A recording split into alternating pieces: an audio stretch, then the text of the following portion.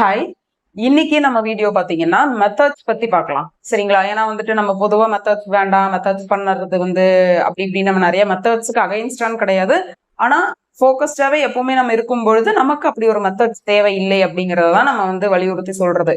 ஆனாலும் இன்னைக்கு நம்ம வந்து என்ன பண்ணலாம்னா, கொஞ்சம் ரொம்ப பிகினரா இருக்காங்க இல்லையா, அதாவது மெத்தட்ஸ் பண்ணணும்னு ஆசைப்படுறவங்க அந்த மெத்தட்ஸ் எப்படி ஒரு ரொட்டீன்குள்ள ரொம்ப எஃபெக்டிவா ட்ரை பண்ண வைக்கிறது அப்படின்னுட்டு பார்க்கலாம். இப்ப வந்து ஒரு பிகினர் ஆஃப் லா ஆஃப் அட்ராக்ஷன்ல இருக்க ஒரு நபர் வந்து காலையில எந்திரிக்கிறாங்க அப்படின்னா, எந்திரிச்சதுல இருந்து அவங்க நைட்டு தூங்குற வரைக்கும் அவங்களுடைய routine before law of attraction ஒண்ணு இருக்கும். சரிங்களா? அது வந்து நார்மல் ரொட்டீன், நம்ம எல்லாருக்குமே தெரியும் அப்படி ஒரு லைஃப். இப்போ ஆஃப்டர் லா ஆஃப் அட்ராக்ஷன், இப்ப நான் ஈர்ப்பு விதிக்குள்ள வந்ததுக்கு அப்புறம் என்னோட டெய்லி லைஃப் நான் எப்படி மாத்திக்கிறது, மெத்தட் வந்து அதுல இன்க்ளூட் பண்ணியுமே நம்ம என்ன பண்றது அப்படிங்கிறது இருக்கு. சோ மெத்தட்ஸ் பாத்தீங்கன்னா, இப்ப நம்ம மெத்தட சொல்ல போறது இல்ல, இந்த மெத்தட் பண்ணுங்க, இந்த மெத்தட் பண்ணாதீங்க அப்படி சொல்ல போறது இல்ல. உங்களோட ரொட்டீனை தான் நீங்க அந்த மெத்தடுக்குள்ள போட்டு எப்படி நீங்க செட் பண்றீங்க, உங்களுடைய ஒரு நாளை எப்படி நீங்க வந்து அமைச்சுக்கணும் அப்படிங்கிறது தான். இப்ப வந்து ஆல்ரெடி நீங்க ஒரு மெத்தடை வந்து ட்ரை பண்ணிக்கிட்டு இருக்கீங்க, உங்களுக்கு வந்து இதுதான் எனக்கு கரெக்டா இருக்கும். இப்ப வந்து நிறைய பேர் எழுதுவாங்க, சில பேர் கேட்பாங்க, சில பேர் பேசுவாங்க, அப்புறம் வந்து நிறைய அந்த மாதிரி இருக்கு இல்லைங்களா. அதுல ஒருத்தர் ஒரு மாதிரி. நீங்க வந்து இப்போ எழுதுறதுல தான் இன்ட்ரெஸ்டா இருக்கீங்க, நான் எழுதும் போதுதான் எனக்கு வந்து ரொம்ப எஃபெக்டிவா இருக்கும், நான் ரொம்ப பாசிட்டிவா ஃபீல் பண்ணுவேன், அப்புறம் விசுவலைசேஷன்லாம் நான் எழுதும் பொழுது எனக்கு நல்லா வரும், அப்படியெல்லாம் இருக்கு, நீங்க எழுத ஸ்டார்ட் பண்றீங்கன்னா முதல்ல நீங்க புரிஞ்சுக்கணும், மெத்தடுனா இதை நீங்க பண்ணுங்க ஷியோரா நடக்கும் அப்படின்ற அந்த தம்ப்நெயில பார்க்கும் பொழுது கண்டிப்பா நம்ம எல்லாருக்கும் என்ன தோணும்னா, நம்மளோட ஆசை வந்து ஃபர்ஸ்ட் முன்னாடி நிற்கும், பெல் அடிச்சுட்டு, இந்த இதுக்கு வந்து நம்ம இந்த மெத்தட ட்ரை பண்ணா இமீடியட்டா நடந்துரும்பா அப்படின்னு வருது. அதனால நம்ம என்ன பண்றோம், அந்த மெத்தடுக்குள்ள போய் அதை வந்து நம்ம பிக் பண்றோம். சம்டைம்ஸ் வந்து அதை கண்டினியூ பண்ணுவோம், சம்டைம் வந்து கண்டினியூ பண்ண முடியாம ஒரு பாதியில நின்றோம். சோ அதனால நீங்க என்ன பண்ணணும்னா, என்னவா வேணா இருக்கட்டும், முதல்ல ஒரு ஷார்ட் டேர்ம் மெத்தடா எடுத்துக்கோங்க. அதிகபட்சம் ஒரு 5 days 7 days அந்த மாதிரி எடுத்துக்கோங்க. அது ரைட்டிங் ப்ராக்டிஸா இருக்கலாம், என்னவா வேணா இருக்கலாம். அதை வந்து அந்த ரைட்டிங் ப்ராக்டிஸுமே கூட அதிகபட்சம் ஒரு 10 minutes வரைக்கும் எழுதுற மாதிரி மட்டும் இருந்தா போதும் நான் நினைப்பேன். ஏன்னா வந்து நீங்க ரொம்ப எழுத வேண்டாம் அப்படிங்கிறது. ஏன்னா நம்ம வந்து எழுதும்போது என்ன ஆயிரும், ஓவரா எழுதும்போது என்ன ஆகும்னா, நம்மளோட ஃபோக்கஸை விட்டுட்டு எழுதி முடிக்கணும் அப்படிங்கிற அந்த ஒரு இதுல போயிடுவோம். சோ வந்து ரொம்ப ஷார்ட் அண்ட் ஸ்வீட்டா இருக்கணும். அதிகபட்சம் நீங்க வந்து ஒரு நாளைக்கு 4 வாட்டி, காலையில 5 நிமிஷம், மதியம் 5 நிமிஷம், ஈவினிங் 5 நிமிஷம், நைட் 5 நிமிஷம், இப்படி ஒரு சிம்பிள் மெத்தட், ஜஸ்ட் ஒரு சுவிட்ச் வேர்டு சொல்றதா கூட இருக்கட்டும், இப்படி என்ன எடுத்தீங்கனாலும் உங்களோட லைஃப் ஸ்டைலுக்கு, உங்களோட டைமிங்க்கு, உங்களோட ஜாப் நேச்சருக்கு அதை பண்ண முடியுதா அப்படிங்கிறத வந்து பார்த்துட்டு ஒரு மெத்தடை நீங்க செலக்ட் பண்றீங்க. இப்ப அதை காலையில 5 நிமிஷம் பண்றீங்க, மத்தியானமும் பண்றீங்க, சாயங்காலம் பண்றீங்க, நைட்டும் பண்ணி முடிச்சிட்டீங்க. மொத்தமா ஒரு நாளைக்கே நீங்க 20 நிமிஷம் தான் உங்களுடைய ஃபோக்கஸ்க்கு, உங்களோட மெத்தட், ஐ மீன் என்ன, உங்களோட கோலுக்காக அந்த மெத்தடை வந்து நீங்க ட்ரை பண்றீங்க. இப்ப மத்த நேரத்துல என்ன நான் பண்ணணும் அப்படின்னீங்கன்னா, எப்பவுமே பாசிட்டிவா இருக்கணும். நீங்க மெத்தட் வரைக்கும் வந்துட்டீங்க அப்படின்னாலே அதுக்கு முன்னாடி இருக்க நிறைய ஸ்டெப்ஸ் தெரிஞ்சுதான் மெத்தட்குள்ள என்டர் ஆயிருப்பீங்க நான் நம்புறேன். சோ ஒரு கோல் எடுத்திருக்கீங்கன்னா, ஒரு லவ் தான், நீங்க இப்ப வந்து ஒரு லவ் மேனிஃபெஸ்ட் பண்றீங்க, ஒரு என்னோட லவர் கூட சேரணும், நான் கல்யாணம் ஆகணும் எனக்கு அப்படிங்கறத நீங்க கோலா எடுத்திருக்கீங்க அப்படின்னா, அந்த அன்பு, புரியுதுங்களா, இது வந்து ரொம்ப புரிஞ்சுக்க வேண்டிய விஷயம். நீங்க எந்த ஒரு ஆசையப்படுறீங்களோ அந்த ஆசைக்கு உண்டான ஈக்குவல் எமோஷன் என்ன இருக்கு அப்படிங்கறத கண்டுபிடிக்கணும். இப்ப லவ் அப்படின்னா அது வந்து அன்பா இருக்கணும். அப்ப என்ன நடக்கணும், நீங்க எல்லாத்துக்கிட்டே அன்பா இருக்கணும். உங்க மேல வெறுப்ப காட்டுறவங்க கிட்ட கூட நீங்க அன்பா இருக்கணும். அப்புறம் வந்து இப்ப பணம் மேனிஃபெஸ்ட் பண்றீங்க அப்படின்னா, பணம் அப்படின்னா மகிழ்ச்சியா இருக்கணும். அப்படின்னா நீங்க உங்ககிட்ட இருக்க பணத்துக்கு ரொம்ப ஹாப்பியா இருக்கணும், மத்த பணக்காரவங்களை பார்க்கும்போது ஹாப்பியா இருக்கணும், நீங்க பணத்தை செலவு பண்ணும்போது ஹாப்பியா இருக்கணும். ஐ மீன் உங்க பணம் உங்ககிட்ட வரும்பொழுது எவ்வளவு தூரம் ஹாப்பியா இருக்கீங்களோ அதை விட டபுள் மடங்கு நீங்க செலவு பண்ணும்போது ஹாப்பியா இருக்கணும். அந்த மாதிரி நிறைய இருக்கு. இப்ப ஹெல்த் மேனிஃபெஸ்ட் பண்றீங்க அப்படின்னா, அந்த ஹெல்த்துக்கு நம்ம எப்படி இருப்போம்னா, அந்த சாப்பாட்டு விஷயங்கள் ரொம்ப ஆரோக்கியமானதெல்லாம் பார்க்கும் பொழுது ஒரு ஹாப்பினஸ் நமக்கு வரும். சோ அப்படி யாரெல்லாம் வந்து ரொம்ப ஹெல்த்தியா இருக்காங்க, ரொம்ப வந்து ஃபிட்டா இருக்காங்களோ அவங்களெல்லாம் பார்க்கும்பொழுது அதை பார்த்து நீங்க இன்ஸ்பயர் ஆயிக்கணும். இந்த மாதிரி முதல்ல வந்து ஒரு மெத்தட் ட்ரை பண்றீங்க அப்படின்னாலே ரொம்ப கான்சியஸா இருக்க வேண்டியது என்னன்னா, நம்ம பண்ற அந்த நேரம் போக மீதி இருக்க நேரமும் நம்ம அதே கவனத்தோட இருக்கணும். அப்ப அதே கவனத்தோட இருக்கிறதுக்கு தான் எல்லாருமே தலையா அடிச்சுட்டு என்ன சொல்றாங்கன்னா, கான்சியஸா இருங்க, கான்சியஸா இருங்க, அவேர்னஸை வளர்த்துக்கோங்க அப்படின்னு சொல்றதுக்கான காரணம் முழுக்க முழுக்க அதுதான். சரிங்களா? சும்மா நான் இப்ப உட்காந்து 333 எழுதிட்டேன், டெக்னிக் முடிஞ்சிருச்சு, என்னது எனக்கும் என்னோட பாய் ஃப்ரெண்டுக்கும் கல்யாணம் ஆயிடுச்சு, எனக்கும் என் பாய் ஃப்ரெண்டு கல்யாணம் ஆயிருச்சு. இம்போசிஷன் 33 டைம்ஸ் நான் எழுதி முடிச்சிட்டேன். 3 நாள் 4வது நாள் பொண்ணு பார்க்க வந்து என்ன கல்யாணம் பண்ணி எல்லாம் கூட்டிட்டுலாம் போக மாட்டாங்க. ரியாலிட்டியில நீங்க மத்த நேரத்துல வந்து கண்ணா பின்னன்னு கத்திட்டு மத்தவங்கள்ட்ட எரிஞ்சு எல்லாம் விழுந்துட்டு இருந்தீங்கன்னா யூனிவர்ஸ் வந்து முட்டாள் கிடையாது. இந்த பொண்ணு என்ன மெத்தடு ட்ரை பண்றா, எதுக்காக ட்ரை பண்றா, என்ன எழுதுறா, இங்கிலீஷ்ல எழுதுறாளா, தமிழ்ல எழுதுறாளா, எந்த பேனா வச்சு எந்த கலர்ல எழுதுறா, இது எல்லாம் பார்க்காது. இந்த பொண்ணு இப்ப ஏதோ ஒரு உணர்வை கொடுத்துட்டு இருக்கா, ரொம்ப நேரம் கொடுக்குறா. புரியுதுங்களா உங்களுக்கு?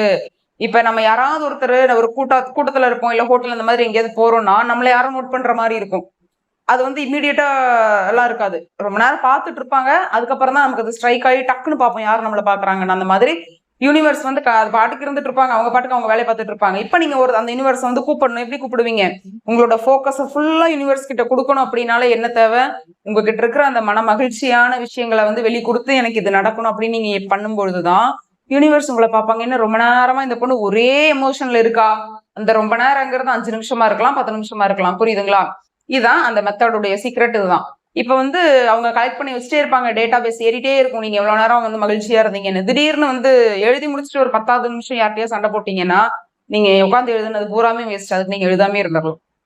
இதனால மட்டும்தான் நான் மெத்தட் வேண்டாம்னு சொல்வேனே தவிர மத்தபடி மெத்தட் 100% நீங்க புதுசா இருக்க எல்லாருமே ட்ரை பண்ணுங்க. இப்ப சில பேருக்கு டவுட்ஸ் இருக்கும். லா ஆஃப் அட்ராக்ஷன் அப்படிங்கிறத ரொம்ப டீப்பா ஃபாலோ பண்றவங்க எழுதுவாங்களா இல்ல ஏதாவது மெத்தடை ஃபாலோ பண்ணுவாங்களா அப்படின்னு கேட்டா கண்டிப்பா எனக்கு அது தெரியாது. எனக்கு தெரிஞ்ச வரைக்கும் பார்த்தா மேக்சிமம் யாரும் அதுக்கெல்லாம் டைம் வந்து அவங்க கொடுக்க மாட்டாங்க. ஏன்னா மெத்தட்னாலே என்னன்னா, அதாவது வலுக்கட்டாயமா நம்மளை உட்கார வைக்கிறது. என்னால பிராக்டிக்கலா இல்ல வந்து என்னோட இயல்பு வந்து என்னால பாசிட்டிவா இல்ல, இயல்பா என்னால ஒரு விஷயத்துல போக்கஸ் பண்ண முடியல. எனக்கு பிடிச்ச என்னோட ஆசை நடந்தா எனக்கு ரொம்ப ஹாப்பி. அப்படி தெரிஞ்சுமே என்னால அதுக்கு ஒரு பாசிட்டிவ் எமோஷனை எப்போதுமே கொடுக்க முடியலங்கிறதுனாலதான் நம்ம மெத்தடுக்குள்ள போறோம்.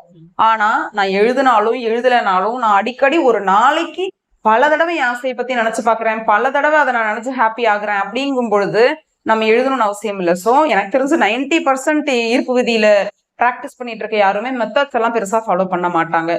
நான் என்ன சொல்லணும் அப்படின்னா நானுமே ஃபாலோ பண்ண மாட்டேன். அதுக்கு வந்து ஒண்ணு வந்து நம்ம எப்பவுமே அப்ப இருக்கோம்ல, அது வந்து எனக்கு மெத்தட் ட்ரை பண்ணும்பொழுது மட்டும்தான் நான் ஏதோ வந்து நடிக்கிற மாதிரி எனக்கு ஒரு ஃபீல், ஒரு ஏதோ ஆர்டிபிஷியலா ஒரு எமோஷனை நம்ம கொடுக்குறோம் இப்ப அப்படிங்கறத வந்து நான் ஒரு மெத்தட் ஃபாலோ பண்ணாதான் எனக்கு தோணுமே. இது இந்த எண்ணம் எனக்கு எப்ப வந்துச்சுன்னு பாத்தீங்கன்னா, நான் வந்து லா ஆஃப் அட்ராக்ஷன் ஆரம்பிச்சு ஒரு 1 இயர் கூட முடியல. அதுக்குள்ளவே நான் எல்லா மெத்தடும் ஊர்ல இருக்கிற எல்லா மெத்தடையும் ட்ரை பண்ணி மண்டையில இருக்கிற தலைமுடியெல்லாம் கீழே விழுகிற அளவுக்கு நான் மெத்தட்லாம் ட்ரை பண்ணி என்னென்னமோ பண்ணி ஒன்னும் பார்த்து கடைசியில நோ அப்படின்னு சொல்லி ஒரு இடத்துல நான் வந்து ஸ்டாப் பண்ணிட்டேன். சோ இப்ப வரைக்கும் அந்த மாதிரி நான் எந்த மெத்தட்ஸுமே ட்ரை பண்றதே கிடையாது. அப்புறம் வந்து இன்னொரு விஷயம் என்னன்னா, அப்படி நம்ம மெத்தட்ஸ் ட்ரை பண்ணாம இருக்கிறதுனால நமக்கு ஏதாவது நெகட்டிவ் தாட்ஸ் வரும்பொழுது அதை நம்ம எப்படி ஹேண்டில் பண்றதுன்னு கேட்டா அதெல்லாம் ஈஸியா உங்களுக்கே வந்துடும். அதாவது இது எப்படி சொல்றதுன்னா ஒரு ஃப்ளோல, அதாவது மெத்தட் நீங்க ஒரு பக்கம் ஸ்டாப் பண்ண ஆரம்பிச்சிட்டீங்கனாலே உங்களோட அவேர்னஸ் அதிகமாயிரும். நம்ம ஏன் உட்காந்து எழுதிட்டு நம்ம தான் இயல்பாவே அப்படித்தானே இருக்க போறோம் அப்படிங்கிற அந்த எண்ணம் வந்துடும். சோ வந்து நீங்க எந்த மெத்தடுமே ஃபாலோ பண்ண வேண்டியதே கிடையாது. சோ நீங்க மெத்தடை ஃபாலோ பண்ணுங்க. ஆனா சீக்கிரமா நான் மெத்தட் ட்ரை பண்ணக்கூடாது, இயல்பாவே எனக்கு அந்த குணம் இருந்துடணும் அப்படிங்கிற அந்த அவேர்னஸ்லயே வாங்க. உங்களுக்கே ஒரு நாள் தோணும், இன்னும் நம்ம ஏன் மெத்தட் ட்ரை பண்ணுவோம், நம்ம தான் இயல்பாவே அப்பப்போ நம்மளோட மேனிஃபெஸ்ட் பண்ணித்தானே இருக்கோம், எல்லாத்தையுமே பாசிட்டிவா அட்ராக்ட் பண்ணிட்டு தானே இருக்கேன் அப்படின்னு நீங்க நினைக்கும் பொழுது ஒரு நாள் நீங்க விட்டுருவீங்க. இப்போ ஸ்டில் நான் ஃபாலோ பண்ணிட்டு இருக்க ஒரே ஒரு மெத்தட் கிடையாது, ஒரே ஒரு விஷயம் என்னன்னா கிராட்டிடியூடு. அதுவும் எழுதிட்டு இருக்கேன், ஏன்னா அட்லீஸ்ட் அதையாவது நம்ம எழுதணும்னு. அதுக்காக மற்ற நேரத்துல நான் கிராட்டிடியூடா இல்லையான்னு கேட்டா ஆல்வேஸ் கிராட்டிடியூடா தான் இருக்கேன். இருந்தாலும் விட்டு போன சில விஷயங்கள் ஏதாவது இருக்கும், அதை வந்து நான் உட்காந்து எழுதுவேன். அது மட்டும்தான் என்னுடைய ப்ராப்பர் மெத்தட்னு சொல்ல போனா இப்போதைக்கு. சோ மெத்தடை ஃபாலோ பண்ணுங்க. இன்னொன்னு சொல்லுவாங்க, அதிகபட்சம் ஒரு 2 மெத்தட் 3 மெத்தட் மேல ட்ரை பண்ணாதீங்க ஒரே விஷயத்துக்கு அப்படின்ற மாதிரி. ஏன்னு பாத்தீங்கன்னா அப்ப மெத்தடை ட்ரை பண்ணுங்கன்னு சொல்ற அவங்களே 3 மெத்தட் 2 மெத்தடுக்கு மேல வேண்டாம் அப்படின்னு சொல்றதுக்கு முக்கியமான ரீசன் வந்து உங்களுக்கு ரெசிஸ்டன்ஸ் கிரியேட் ஆயிரும்.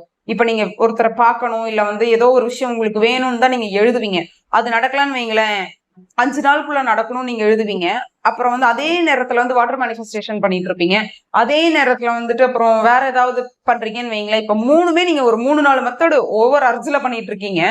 ஆனா ரியாலிட்டியில அது உங்களுக்கு கிடைக்கவே இல்லைங்கும் பொழுது என்ன ஆகும்னா உண்மையா உங்களுக்கு வந்து நெகட்டிவ் எமோஷன் தான் வருமே தவிர உங்களோட ஆசையை நினைச்சு உங்களால பாசிட்டிவா இருக்க முடியவே முடியாது. அதுக்கு வாய்ப்பே இல்லை. அதனாலதான் ஒரு மெத்தட் எடுத்துக்கோங்க. அந்த ஒரு மெத்தடை கன்சிஸ்டன்சியா பண்ணுங்க. ரொம்ப ஈஸியான மெத்தட் எதுன்னு பாத்தீங்கன்னா 369 எடுத்துக்கோங்க. அதை ஒரு 48 நாள் இல்ல 1 மந்த் நீங்க எழுதுங்க. அது ரொம்ப ஈஸி மெத்தட் எழுதுறதுக்குமே. சோ வந்துட்டு இதை ஒண்ணு எடுத்துக்கோங்க. சென்டென்ஸ் வந்து அதுல இன்னொரு நிறைய கன்ஃபியூஷன், ப்ரெசன்ட் டென்ஸ்ல இருக்கணுமா பாஸ்ட் டென்ஸ்ல இருக்கணுமான்லாம். எனக்கு வந்து நான் என்ன சொல்லுவேன்னு பாத்தீங்கன்னா, உங்களுக்கு நீங்க எதுவுமே எழுத வேண்டாம். உங்களுக்கு எழுதும்போது என்ன ஹாப்பியா இருக்கு? எனக்கு பிடிச்ச வீட்டுல நான் இப்ப வாழ்றேன். இப்படி பிரசன்ட்ல எழுதும்போது உங்களுக்கு ஹாப்பியா இருக்கா? அதை எழுதுங்க. நான் வந்து அந்த எனக்கு பிடிச்சமான ஒரு ட்ரீம் ஹவுஸ நான் கட்டிட்டேன். பாஸ்ட் டென்ஸ்ல எழுதுறீங்களா? அது ஹாப்பியா இருக்கா? அதை எழுதுங்க. இல்ல கட்ட போறேன். உங்களுக்கு நமக்கு தேவை எமோஷன் தான். அது பாஸ்ட் டென்ஸ்ல இருந்தா என்ன, பிரசன்ட்ல இருந்தா என்ன, ஃபியூச்சர்ல இருந்தா என்ன. சோ அதுல எல்லாம் போட்டு குழப்பிக்காதீங்க. ரொம்ப தெளிவா இருங்க. ஏதாவது ஒரு சின்ன மெத்தட் எடுத்துக்கோங்க. அதை லாங் டேர்முக்கு கன்சிஸ்டன்சியா பண்ணுங்க. நிறைய மெத்தட் கச்சன்னு வச்சுட்டு நெகட்டிவா உங்களை வந்து நீங்க மாத்த தேவையில்லை. தேங்க்யூ.